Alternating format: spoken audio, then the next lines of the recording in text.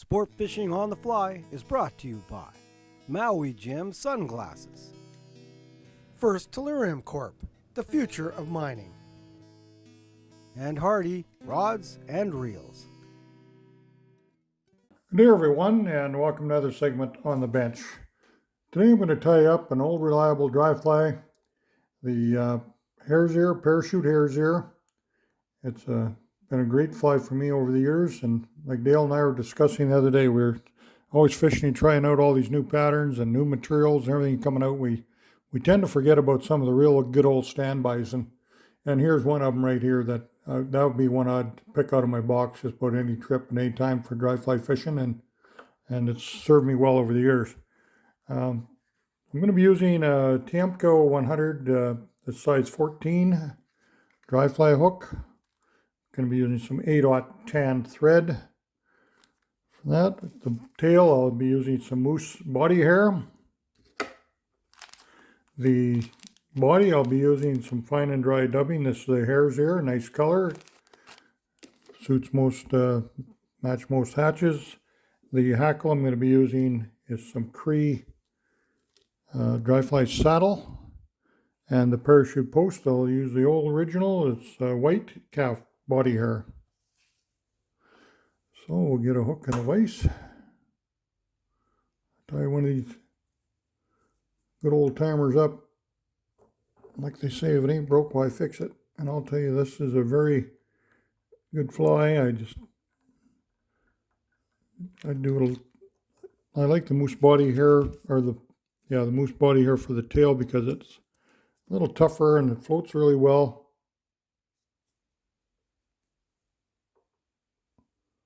Put in a few extras on there. It gives guys accounting, well, we need 3 tails or whatever. 2.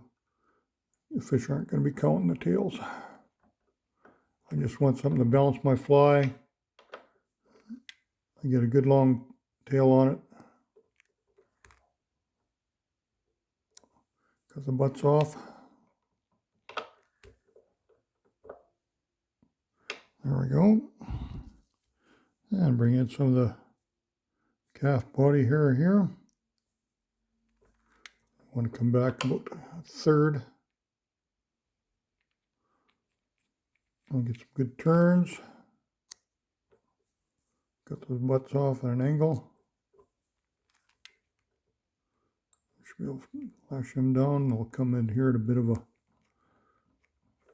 When you cut them off at an angle like that, you get a nice taper in your body. Kind of a natural taper. And then we'll come in front. And they have these parachute posts and foam and all kinds of materials now that are really easy to use. I'm just going to do that's the old way we did it. I'm going around the post at the bottom with my thread. Gather it all up. There. Get off some of these stumpy ones on the bottom, little short guys. Throw a half inch in there. It's a nice Hare's ear. I like the coloration of that as well. Fine and dry. Just put it on with my Norvise. I can put it on really nice and thin here. Dry fly dubbing. That's why I bought a Norvise shears. I just love the way it'll dub.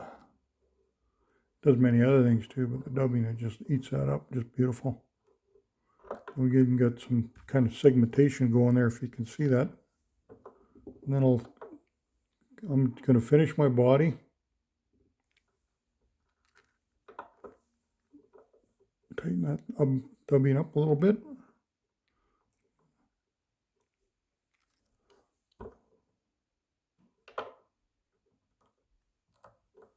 There. You get a really nice shape and profile in the water. A lot of times we're looking at the flies from the top. We're more concerned about what we see.